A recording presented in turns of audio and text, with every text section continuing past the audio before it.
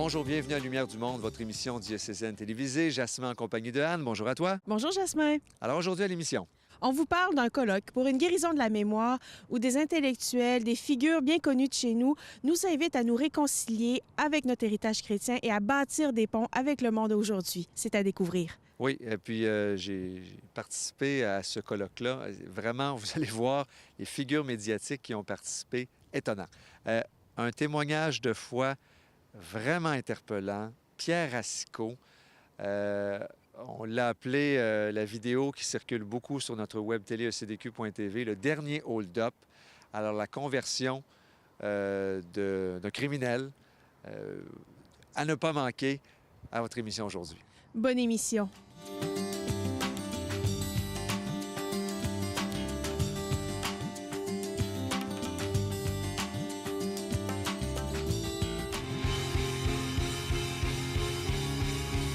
Je viens d'une famille dysfonctionnelle, là. Le père divorcé, la mère qui allait un peu partout.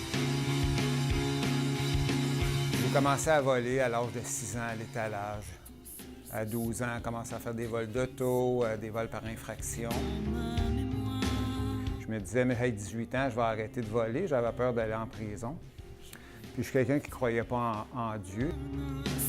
J'ai été quand même dans une école où il y avait des sœurs religieuses, puis ils nous parlaient de Dieu, de la catéchète.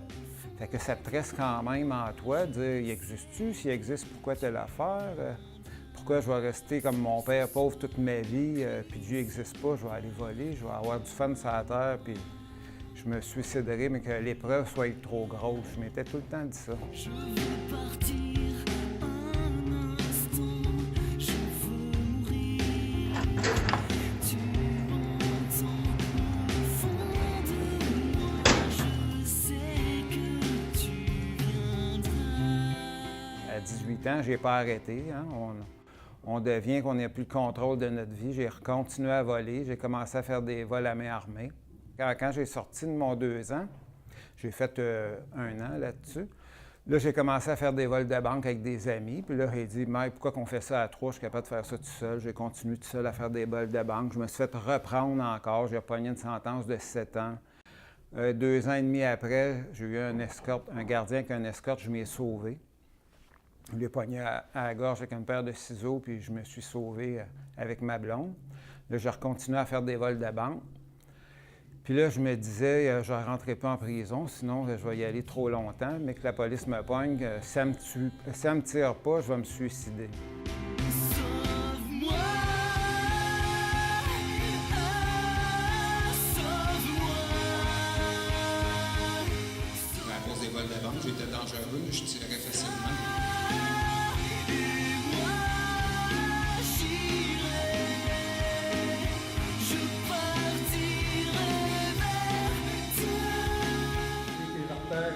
Au 3 quarts, elle a fermé.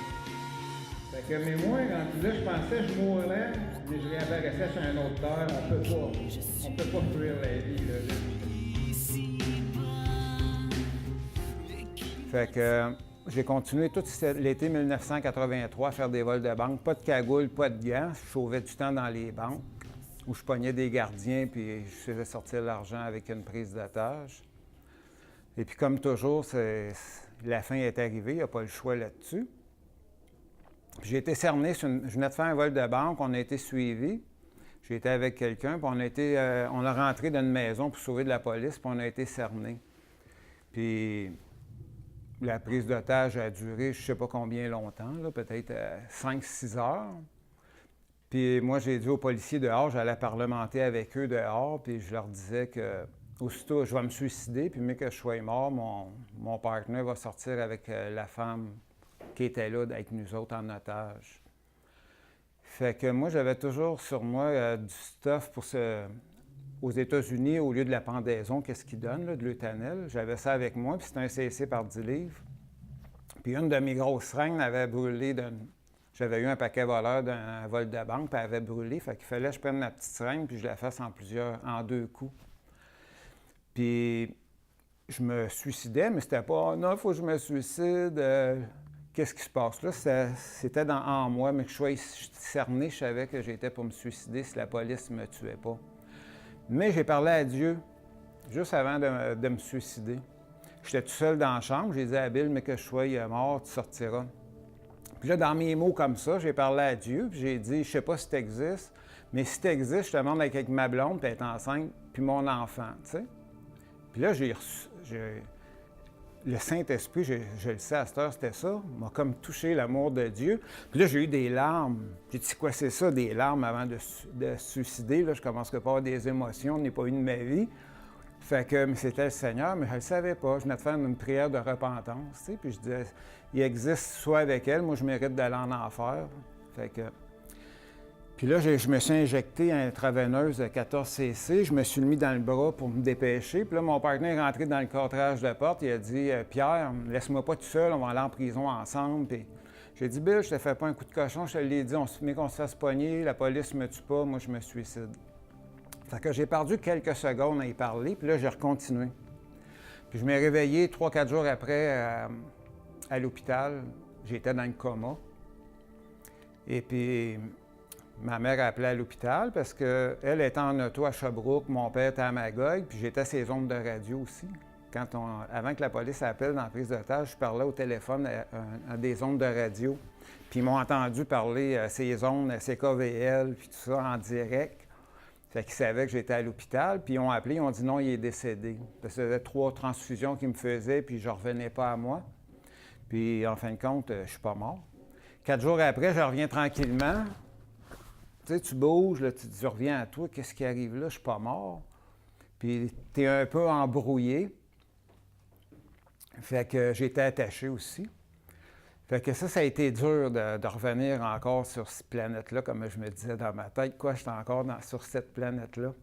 Là, j'ai été sentencé j'étais rendu à 18 ans de pénitencier à purger. J'ai réessayé de me suicider en me tranchant la gorge en rentrant au pénitencier. J'ai dit la même prière à Dieu. Je ne sais pas si ça existe, mais soit avec eux, puis tout ça, encore la présence du Saint-Esprit, que je ne savais pas c'était ça. Je m'ai retranché à la gorge, perdu connaissance. Quand j'ai plus eu de sang dans le corps, je suis revenu à moi-même. Puis là, j'étais encore avec les médecins. J'ai dit, qu'est-ce qui se passe? Il dit, tu as coupé un que les 3 quarts, ça a coagulé. Puis c'est pour ça que tu n'es pas mort. Mais moi, dans ce temps-là, je me disais, pour moi, on ne peut pas se suicider. On meurt, on réapparaît sur une autre planète. Tu peux pas, il faut que tu fasses face à ta vie. J'ai plus jamais repensé à ça, j'avais peur. J'ai dit, bien, ça va aller mal en prison. Durant ce temps-là, il est arrivé un gars un soir qu'il voulait me vendre, il voulait m'acheter du hash, de la drogue à crédit. Il m'en devait déjà pas mal. Puis lui, c'est quelqu'un qui allait d'un groupe chrétien. Tu sais, malgré qu'il prenait de la drogue. Il m'a tellement trouvé un bon gars d'y avoir avancé de la drogue qu'il m'a dit « Tu devrais venir à notre groupe. » Il dit « On prie Jésus, c'est lui qui est mort pour toi, pour tes péchés. » Puis là, ça a touché mon cœur. Puis là, moi, devant lui, je lui dis « Hey, va-t'en que tes niaiseries, je ne veux pas te parler. » Puis à toutes les heures, il fallait rentrer en cellule. Les gardiens nous recomptent si on n'est pas évadé. Puis là, j'ai rentré dans ma cellule. Quand le gardien il a eu passé, là, je m'ai laissé aller à ce que je ressentais. Les larmes me coulaient, c'était la présence de Dieu, l'amour. Je me disais, tu sais, en dedans de moi, je suis même pas sur la drogue, j'ai un moral solide. C'était vraiment Dieu, là, tu sais. Tu le sais en dedans de toi, puis là, je sais rien de plus que de Dieu. Moi, je pensais même que j'ai pu à m'évader, puis je vole plus le reste de ma vie, là. Mais pendant cette soirée-là, j'ai été rempli de la présence de Dieu, puis les 3 jours qui ont suivi, là. Je sais, je fais ce que je peux. Aide-moi, donne-moi toi. Sauve-moi,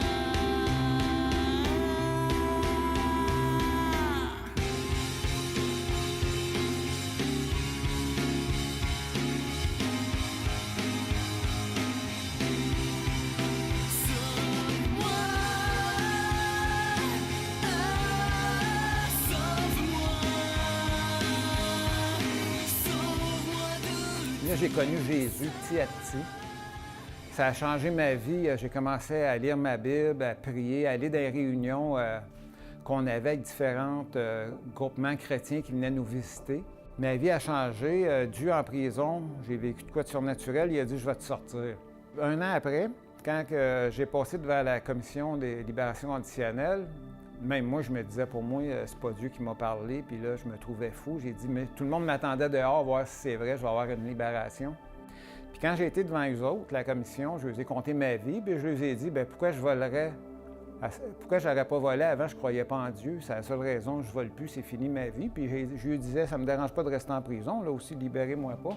Quand je suis revenu, ils m'ont mis debout. Puis là, ils ont dit, Monsieur Racicot, d'après votre dossier, vous êtes irrécupérable, vous avez eu toutes les chances possibles. Moi, en dedans de moi, je disais, hey, ça se peut-tu? Moi qui disais qu'il avait entendu la voix de Dieu. Tu sais, j'ai dit, c'est la honte de ma vie, mais je sors dehors, tout le monde attend voir si c'est vrai. Mais ils ont dit, à cause de votre foi, on vous donne une dernière chance dans la société. Puis moi, j'ai continué. J'ai été libéré après en maison de transition. Ma foi en Jésus agrandissant, je lisais ma Bible. J'étais vraiment sincère, puis je me disais, dehors, la vie va être facile avec Dieu. Puis quand je suis arrivé dehors, j'ai vu que même si c'était Dieu, c'était difficile. Tu sais, je disais, je traverserai pas ça. Je disais à Dieu, je sais pas pourquoi tu m'as choisi. Tu sais, je m'adapterai pas à la société.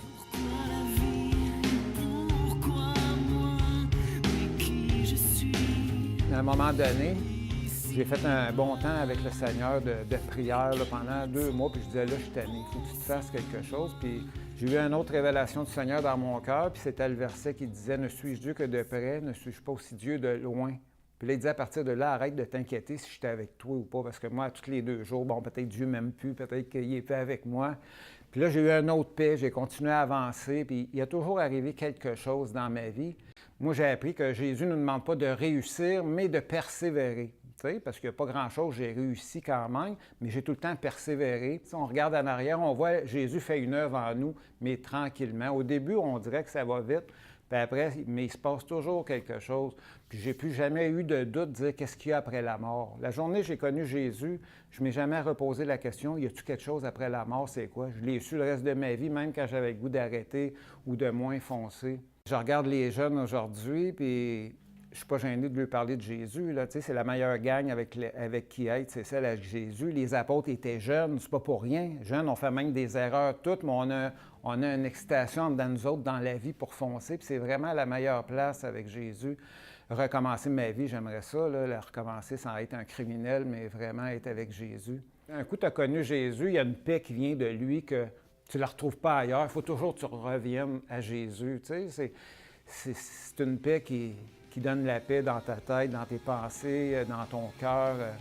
C'est ça qui a fait, qui m'a gardé, je crois bien là-dessus.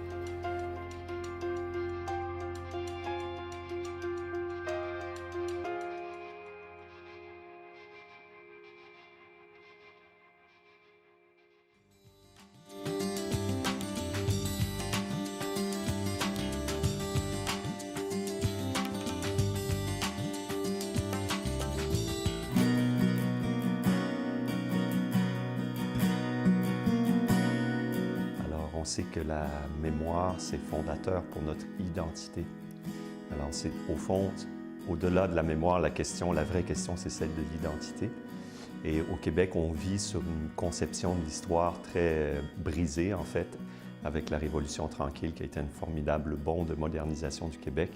Il y a eu aussi une espèce de rétrogradation ou une vision de notre histoire qui a comme noirci l'avant-Révolution tranquille et qui a créé de fait une rupture dans la façon dont on envisage notre passé et donc une rupture aussi au niveau de notre identité. C'est ça l'enjeu profond de ce colloque, que l'inauguration, on espère, d'un processus qui puisse s'élargir, de prise de conscience chez les Québécois du fait qu'on vit sur une mémoire qui est blessée et que cela a des conséquences très préoccupantes pour notre avenir comme peuple.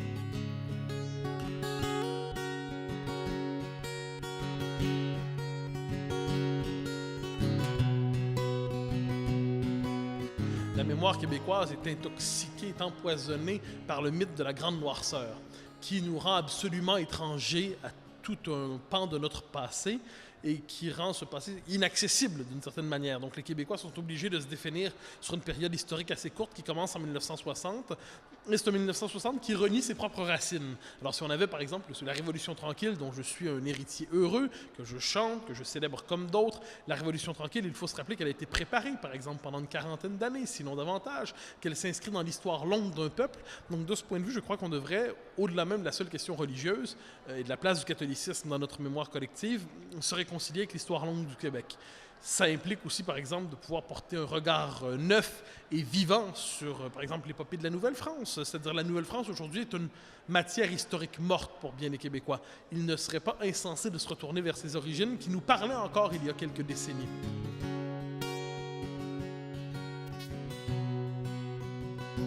S'il y a quelque chose qui persiste dans la mémoire collective par rapport à cette idée de grande noirceur, c'est ce passé catholique, ce passé religieux, ce passé obscurantiste.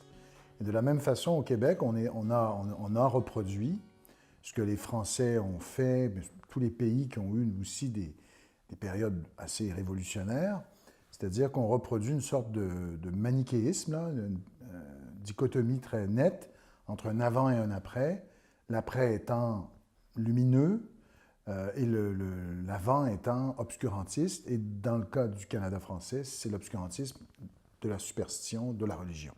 Le colloque sur la guérison de la mémoire, c'est de dire, bon, ça c'est la mémoire dont on hérite, qui est très chargée, pourtant on n'a pas connu, pour des gens de ma génération, je suis en 69, pour les plus jeunes, on n'a pas connu cette omniprésence de l'Église, ce clergé, cette censure qui est reprochée à l'Église, tout ça. On n'a pas connu ça, mais c'est toujours là. C'est toujours là, c'est porté au passif de ce passé d'avant la Révolution tranquille. Et donc, guérir sa mémoire, c'est un peu revenir sur ce passé et c'est un peu faire la paix avec ce passé. C'est de faire la paix avec ce passé pour essayer de distinguer le bon grain de l'ivraie. Parce que rompre avec son passé pour un peuple, c'est un peu comme rompre avec ses parents pour un individu. Sur le coup, on peut se sentir mieux, on se sent plus libre, mais il y a quelque chose de jamais réglé. Comme tout le monde, je connais l'histoire des fautes du catholicisme au Québec, et je ne dis pas qu'il n'y a pas eu de fautes, loin de là. On peut aussi se rappeler tout simplement aussi d'une autre part de cet héritage, à la fois sur le plan civilisationnel, sur le plan culturel, ne serait-ce que lorsqu'on regarde le paysage québécois, il est marqué, il a été civilisé par la croix, il faut bien le dire. Donc, se réapproprier ce qui est partout visible et que nous ne savons plus voir ou que nous voyons simplement à la manière d'un décor en carton-pâte ou tout simplement à la manière des traces d'un autre monde avec lequel nous n'aurions plus de lien. Alors, de ce point de vue, ce désir de réenracinement qui traverse bien les peuples en Occident, qui nous a peut-être traversé un peu ces dernières années, bien que ce soit vacillant. Il n'y aura pas de réenracinement québécois s'il n'y a pas une ressaisie, ne serait-ce que sur le plan culturel de l'héritage catholique.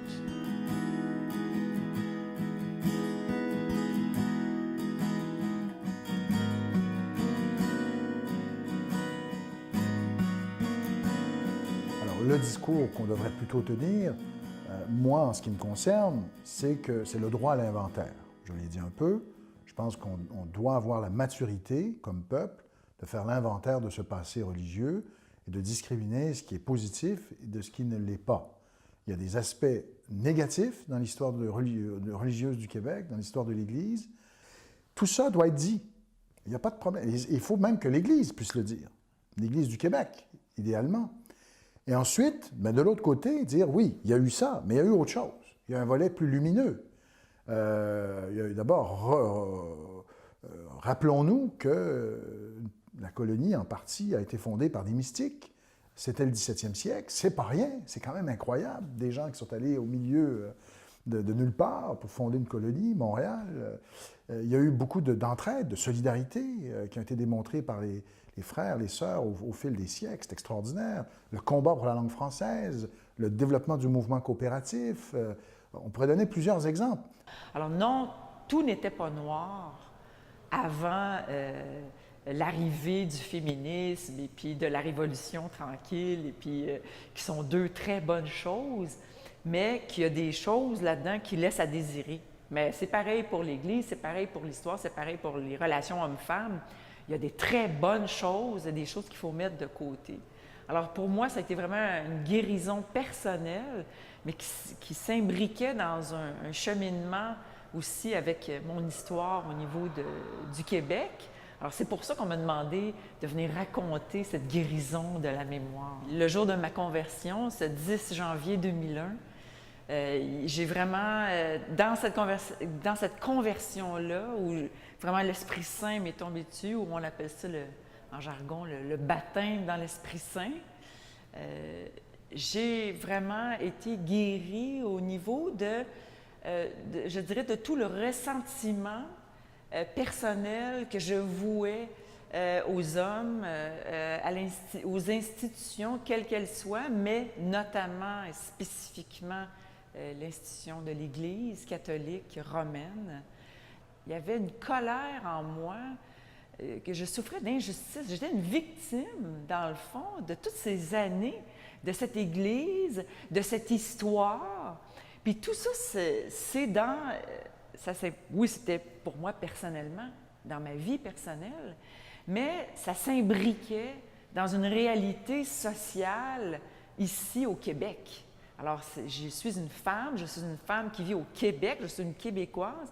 Et puis, il y a tout le passé de mon pays, qui n'est pas un pays, mais qui est une partie de pays, toute l'histoire de ce peuple-là, qui est blessé au niveau de sa mémoire. Alors, ma guérison personnelle a fait son chemin, et puis tranquillement, il y a eu vraiment une démarche intellectuelle où là, j'ai commencé à voir cette Église, cette histoire, mon histoire personnelle, même les hommes, même la sexualité, donc tout ce qui est moral, grâce à cette conversion-là, les écailles sont tombées des yeux.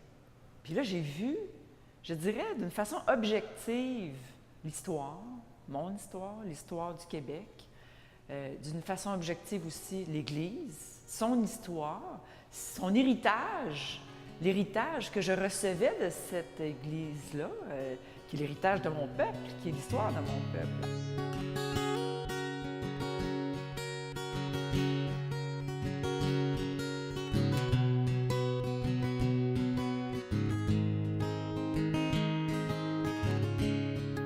Essayer peut-être de redire l'histoire de notre peuple d'une manière juste, équilibrée, nuancée, qui permette de se réapproprier ce que nous sommes. Et ça demande un certain courage, une certaine générosité, je dirais un amour au fond. Parce que l'amour réconcilie, l'amour unifie, tandis que la haine brise et casse. Donc c'est vraiment la guérison de la mémoire, pardon, c'est vraiment une œuvre d'amour et de réconciliation, mais l'amour exige la vérité. Hein. Alors, première étape, la vérité, puis ensuite on verra concrètement comment ça peut se déployer, mais c'est sûr qu'au niveau de l'intelligence, il y a un travail à faire qui est préalable. Moi, dans ma vision de l'histoire, je pense que le Québec a vécu comme dans une espèce d'enfance jusqu'à la Révolution tranquille, et ensuite il y a eu comme une adolescence, c'est-à-dire une révolte contre l'autorité, contre un certain ordre, et c'est une chose qui est assez légitime dans un processus de croissance. Il faut qu'à un moment donné, l'enfant s'affronte avec les parents, mais cet affrontement ne doit pas conduire à une pure négation de l'héritage, mais plutôt à une purification, à un tri, une synthèse entre ce que le passé m'a apporté, ce que le présent apporte aussi comme contribution. Et c'est cette synthèse qui est l'âge adulte. Et je pense qu'au Québec, j'espère, si ma vision est juste, on veut entrer dans cet âge adulte. On a fini de dire non. Maintenant, on doit dire oui d'une manière qui va, encore une fois, actualiser toute la richesse d'un héritage, sans nostalgie, sans esprit de restauration, mais au contraire de synthèse et de réconciliation avec tout ce que la modernité nous apporte de richesse, avec tout ce que les immigrants, avec la nouvelle donne sociale et culturelle du Québec apportent. Et c'est ça qui va être un travail fascinant. Je ne suis pas un homme politique, je ne suis pas un homme d'église. Je laisse aux hommes politiques et aux hommes d'église leurs solutions concrètes. Ce n'est pas mon travail. Mon travail en est un d'analyse de choses. Cela dit, si dans l'espace public, tenir un discours qui réhabilite un certain rapport au monde peut être vu comme une opération concrète, eh bien, ça sera ma part. Mais cela dit, je pense qu'on ne décrète pas avec un plan d'action une réconciliation ou une guérison de la mémoire. Ça, on ne doit pas se compter l'illusion.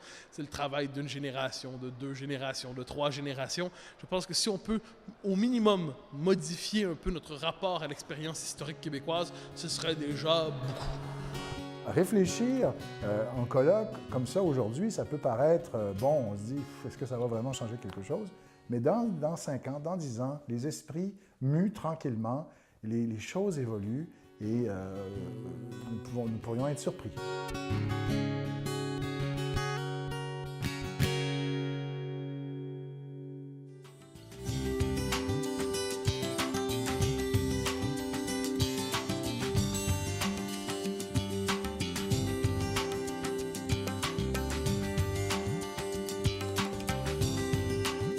L'Observatoire Justice et Paix, dont il a été question dans notre dernier reportage, c'est une belle initiative, Jasmin, des jeunes de la paroisse Saint-Thomas d'Aquin.